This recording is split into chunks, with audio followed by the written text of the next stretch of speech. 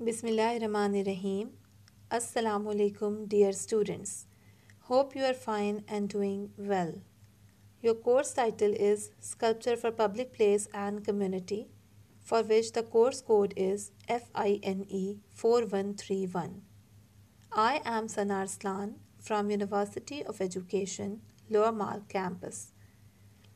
आज की जो असाइनमेंट है वो आपकी प्रैक्टिकल से रिलेटेड होगी और इसीलिए जो लेक्चर है आपका ये भी प्रैक्टिकल को ही डील करेगा।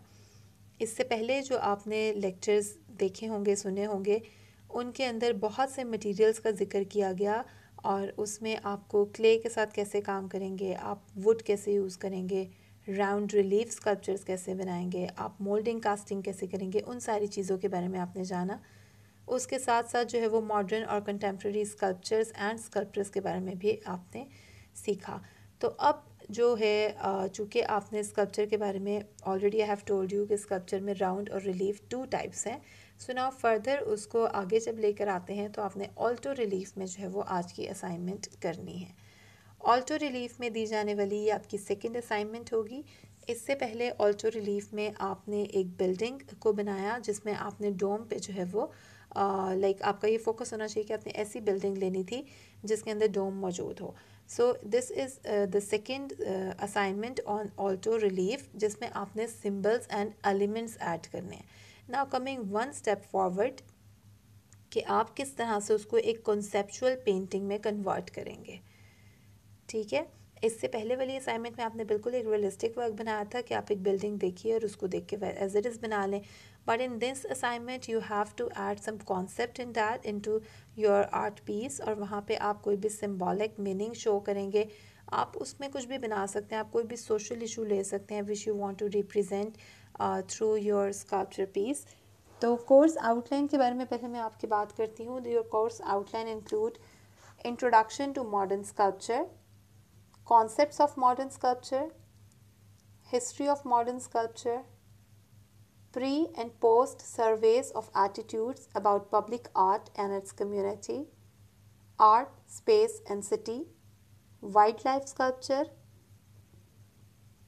kinetic art sculpture, history of community, 3 projects on world-renowned community, slide lectures on historical and contemporary sculptors and movement. सो इसमें से काफ़ी हद तक जो टॉपिक्स हैं वो आपने कवर किए हैं और इसके बारे में मैं आपको पहले ही बता चुकी हूँ। सो फॉर दिस टाइम जो है वो अभी हम प्रैक्टिकल के ऊपर वर्कआउट करेंगे और इसी में से जो चीज़ें आपने सीखी हैं जैसा कि काइनेटिक आर्ट स्कल्पचर है या वाइल्ड लाइफ स्कल्पचर है या फिर जो भी आपको टेक्निक्स इससे पहले बताई गई हैं वो और विद शायद जो है वो उसमें मज़ीद जो है वो एडिशंस किए जाएँ चीज़ों में और उसके साथ जो है वो अब आप अपनी प्रैक्टिकल असाइनमेंट्स करेंगे। तो ये जो अभी आपको प्रैक्टिकल असाइनमेंट दी जाएगी that is related to one of your course objectives और जो है वो इट इंक्लूड्स दैट और उसके अंदर ये इंक्लूडेड है कि you will learn the process that go into the creation of sculpture कि जब आप क्रिएशन करते हैं किसी भी स्कल्पचर की तो उसका क्या प्रोसेस होगा। Have the opportunity to create works using techniques such as assemblage, casting, construction and carving. तो आपको ये अपॉर्चुनिटी मिलेगी कि आप मुख्तलिफ़ तरीके से जो वो आर्ट वर्क्स क्रिएट कर सकें, उसमें मुख्तलिफ़ तरह के अपने टेक्निक्स इस्तेमाल कर सकते हैं जैसे कि असैम्बलेज है, कास्टिंग है। कास्टिंग के बारे में जो है वो आपसे बड़ी तफसील से एक लेक्चर में बात हो चुकी है जो मोल्डिंग कास्टिंग के बारे में था और मोल्डिंग कास्टिंग पे भी जो है वो हम इंशाल्लाह इन फ्यूचर एक असाइनमेंट करेंगे। और कंस्ट्रक्शन इज़ आल्सो रिलेटेड और कंस्ट्रक्शन में आपने जिस तरह से कंस्ट्रक्ट किए अपने स्कल्पचर जो कि किसी भी कम्युनिटी में उनको लगाया जा सकता है। एंड कार्विंग, और कार्विंग वो जिसमें जो है वो वंस आपने एक क्ले में स्कल्पचर बनाया है एंड नाउ आप ऑल्टो एक रिलीफ जो है वो बनाएंगे। So here is your assignment for practical. Make an alto relief sculpture with symbols and elements. तो आपने एक ऑल्टो रिलीफ स्कल्पचर बनाना है यानी कि एक हाई रिलीफ में आपने स्कल्पचर बनाना है जिसमें काफ़ी सतह से उभार के चीज़ों को बनाया जाता है और उसमें आपने सिंबल्स और एलिमेंट्स को भी ऐड करना है। उसमें कोई ना कोई सिंबॉलिक मीनिंग होगा, कोई ना कोई ऐसा एलिमेंट शामिल होगा जो किसी चीज़ की तरफ इशारा दे रहा होगा। उसके बारे में आपने सोचना है। सबसे पहले आपने कॉन्सेप्ट के बारे में सोचिए कि what is the thing which you want to depict in the form of a sculpture. ठीक है, एंड जब आप स्कल्पचर के बारे में सोच रहे हैं तो definitely you should think side by side that you are about to make an alto relief sculpture, and for that which kind of things will be suitable, and it will be a good experience for you to make them either with clay or wood. So the relief should depict some social issue and can be made in wood and clay. तो इस ये अगर आपकी relief कोई भी social issue depict करती है तो दैट्स रियली गुड, ये आपकी it's part of your assignment, क्योंकि ऐसी सूरत में आपको ये सिलेक्ट करने में आसानी हो जाएगी कि आप किस तरह का सिंबल या एलिमेंट लें. सो सबसे पहले आप सोचिए अबाउट अ सोशल इशू, और फिर उससे रिलेटेड सिंबल्स और एलिमेंट्स के बारे में सोचिए. फिर सोचें कि आपने जो है वो किस तरह से उसको अपने एक कॉम्पोजिशन बनानी है जिसमें वो ऑल्टो रिलीफ स्कल्पचर में जो है वो बहुत अच्छे तरीके से बनाया जा सके. आप चीज़ों को जो है वो एग्जैजरेट भी कर सकते हैं, उनका साइज़ बड़ा करके या छोटा करके भी बना सकते हैं, आप उन्हें ओवरलैप भी कर सकते हैं. ठीक है, तो यहाँ पर आप जो है वो किसी भी तरीके से जो है वो अपनी कॉम्पोजिशन को डील करते हुए एक अच्छा स्कल्पचर बना सकते हैं. और वुड एंड क्ले आपका मटेरियल हो सकता है, इट्स अप टू यू, आप दोनों में से जो भी चूज़ करें. सो रिलीफ, जैसे मैंने आपसे लास्ट लेक्चर में भी जिक्र किया कि रिलीफ वो स्कल्पचर है जो कि सॉलिड बैकग्राउंड के साथ अटैच होता है. तो चूँकि this one is also about the relief, तो I just want to remind you कि यहाँ पर 3 बेसिक फॉर्म्स हैं जो कि रिलीफ से रिलेटेड हैं. एक लो रिलीफ, एक हाई रिलीफ और एक संकन रिलीफ, जिनको जो है वो जिनके लिए जो टर्म्स यूज़ की जाती हैं वो बास relief, Alto relief and intaglio हैं. बास रिलीफ जिसमें स्कल्पचर जो है वो बहुत थोड़ा सा बैकग्राउंड सरफेस से हाई होता है. ऑल्टो रिलीफ में काफ़ी ज़्यादा उभार के बनाया जाता है. और इंटेग्लियो के अंदर संकन, चूँकि ये रिलीफ होती है तो इंटेग्लियो के अंदर जो है वो खोद के सरफेस मटेरियल के अंदर से कार्विंग की जाती है. तो हाई रिलीफ में जो है वो ये आपका स्कल्पचर है जिसमें आप 50% से लेकर 70% तक या 30% तक, जो भी आप मुनासिब समझे उतना आप अपना 50 से 70 या 60 के दरमियान जो है वो आप उसको रख सकते हैं अपने हाई रिलीफ को. इट डिपेंड्स कि आपने उसमें कितना जो है वो उभार शो करना है. बट चूँकि ये हाई रिलीफ है तो वो ज़्यादा जो है वो प्रोमिनेंट होंगे और सतह के साथ जितना जुड़े हुए हैं उससे ज़्यादा बाहर की जानिब होंगे, या एटलीस्ट 50% होंगे. मॉन्यूमेंटल स्कल्पचर्स जो हैं वो बहुत ज़्यादा इस तरीके से बनाए गए हैं और बहुत सी इमारत, बहुत से इस तरह के टॉम्ब्स वगैरह बनाए गए हैं जहाँ पर ये मॉन्यूमेंटल स्कल्पचर हाई रिलीफ में बनाए जाते हैं. तो जो टूल्स आप इस्तेमाल कर सकते हैं वो आपको स्क्रीन पे नज़र आ रहे हैं. इसके साथ अगर आप क्ले से काम करें then you will use these tools, और process will be the same जो आपने पहले अपनी क्ले में जो आप काम करते हैं उसके अंदर इस्तेमाल किया है. यहाँ पर आपका जो कॉन्सेप्ट है वो डिफरेंट है, आपका सब्जेक्ट मैटर बदल गया है. आपका सब्जेक्ट मैटर डिफरेंट हो गया और आपने सेम मटेरियल के अंदर, या चूँकि आपके पास 2 मटेरियल्स की चॉइस है तो डिफरेंट मटेरियल के अंदर आपने जो है कॉम्पोजिशन बनानी है. Anyways the process will be the same कि आप अपना प्लान करेंगे ऑब्जेक्ट को. अगर आप क्ले में काम करें तो उसमें से क्ले एक्सट्रैक्ट करें, अगर आप वुड में काम करें तो एक्स्ट्रा वुड निकाल दें. डेलिकेसी ऑफ आर्ट वर्क का ख्याल रखें इन बोथ केसेस, क्ले में भी और वुड में भी, कि आपने जो है वो कहीं ऐसा ना हो कि आपका स्कल्पचर जो है वो कोलैप्स हो जाए. Decide from where to start carving, किस जगह से कार्विंग शुरू होगी, it is a very important point.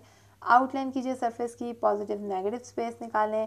और अगर तो आप यूज़ कर रहे हैं क्ले तो फिर वहाँ पे लूप टूल की मदद से आप नेगेटिव स्पेस निकालेंगे. अगर आप वुड इस्तेमाल करें तो वुड के लिए जो वो हार्ड किस्म के जो है वो टूल्स इस्तेमाल होते हैं.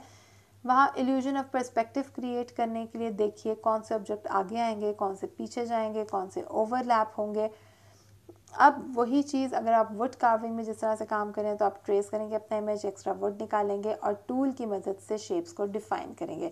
सो आपकी वुड कार्विंग में अगर आप जो है वो कोई शेप्स बना रहे हैं तो वो इस तरह से बन सकते हैं जिस तरह इस टाइम आपको स्क्रीन में नज़र आ रही हैं कि वुड के ऊपर किस तरह से पहले कार्विंग की गई होगी, फिर नेगेटिव स्पेसेस निकाली गई होंगी, और फिर ये जो डेलिकेट और छोटे छोटे एरियाज़ हैं इनको टूल की मदद से, फ्लैट टूल्स की मदद से ब्लॉक करके और फिर इनके अंदर का एरिया निकाल कर उसको स्मूथ कर लिया गया है. टूल्स फॉर वुड कार्विंग, तो ये वो टूल्स हैं जो कि वुड कार्विंग के लिए यूज़ होंगे. जो क्ले वाले टूल्स हैं उनकी निस्बत ये बहुत ज़्यादा हार्ड होते हैं और इनको समटाइम्स जो है वो, बल्कि मोस्ट ऑफ द टाइम्स आपको हैमर के साथ यूज़ करना पड़ता है ताकि ये आपके, अब यहाँ पर आपने ये ख्याल रखना है कि हैमर को कितनी ज़ोर से हिट करना है और कितनी ताकत के साथ हैमर को हिट करने पर कितना ज़्यादा जो है वो वुड एक्सट्रैक्ट हो जाती है, कहीं ज़्यादा ना हो जाए. फिर एजेस स्मूथ करने के लिए आपको मे बी एक राउंड टिप की ज़रूरत पड़े, और जो है वो समहाउ जो है वो कुछ चीज़ें आपको रेगमाल से भी क्लियर करनी पड़ती हैं. So here again you can see, जैसे मैंने बात की कि एलिमेंट्स और सिंबल्स के अंदर रहते हुए आपने अपने असाइनमेंट को करना है. तो यहाँ पर सामने जो है वो यू कैन सी सम जो है वो जिस तरह से एक सिम्बॉलिक लैंग्वेज कह लें या क्या इन्होंने बनाया गया, इसके अंदर मुख्तलिफ सिम्बल्स मौजूद हैं. और अगैन यहाँ पे भी आप देखिएगा किस तरह से उसको हेड को हलो करके और फिर उसके अंदर जो है वो कोई चीज़ दिखाई गई है, वो कुछ भी हो सकती है, वो एक थिंकिंग प्रोसेस हो सकता है. तो इस तरह से आप अपनी पेंटिंग में आप अपने स्कल्पचर के अंदर जो है वो आप ये डिसाइड कीजिए कि आप क्या बनाने वाले हैं. उसके अंदर किस तरह से कोई एलिमेंट या फिर स्कल्पचर ऐड एलिमेंट या फिर सिंबल ऐड हो सकता है, वो किस तरह से आपके वर्क को ज़्यादा ब्यूटिफाई करेगा. आप फिगर फॉर्म्स भी बना सकते हैं, आप इवन स्टिल लाइफ भी बना सकते हैं, लेकिन स्टिल लाइफ में भी आपने कोई ना कोई सिंबल या एलिमेंट ऐसा शो करना है, मतलब उसके अंदर स्टिल लाइफ में ही कोई ऐसी चीज़ मौजूद हो जो कि उस सारी सिचुएशन को जिसमें वो स्टिल लाइफ पड़ी है उसको डिपिक्ट कर रही हो, और उसके बारे में जो है वो कोई सिम्बॉलिक मीनिंग्स रिप्रेजेंट कर रही हो. तो सिंबल्स का इस्तेमाल जो है वो हिस्ट्री में बहुत पुराना है. बुद्धिस्ट जो है वो सिंबल्स का बहुत इस्तेमाल करते थे. वो बुद्धा को रिप्रेजेंट करने के लिए लोटस फ्लावर और एलिफेंट और पीपल का दरख्त, ये सारी चीज़ें जो है वो बनाया करते थे. सो इस तरह से आप सिंबल्स के बारे में सोचें, सोशल इशू के बारे में सोचें, देखें कि कौन सी चीज़ है जिसके ऊपर आप स्कल्पचर बनाएंगे तो आप ज़्यादा जो है वो उसके अंदर इंटरेस्ट महसूस करेंगे. सो अगर कोई भी आपका क्वेश्चन है तो आप पूछ सकते हैं. उसके अलावा आपने जो है वो ड्यूरिंग क्लास टाइम जो है वो इसके ऊपर वर्क करना है असाइनमेंट के ऊपर, और जो भी आपको उसमें प्रॉब्लम्स आती हैं आप साथ साथ पूछते जाएंगे. उसके अलावा अगर आपको जो है वो कोई मटेरियल से रिलेटेड कोई बात पूछनी है, या कोई मटेरियल ऐसा है जिसमें आपको कोई एडिशन आप को लगता है कि आपकी क्ले हार्ड हो गई है, या वुड के बारे में कोई क्वेश्चन है, तो वो भी आप गूगल क्लासरूम में पूछ लीजिए. आपने ज्वाइन करना है जूम का session during your class timings, और उसके अंदर आप अपनी असाइनमेंट करके आप उसको जो है वो at the end Google classroom में सबमिट करवा देंगे. और thank you so much. God bless you. अस्सलाम वालेकुम.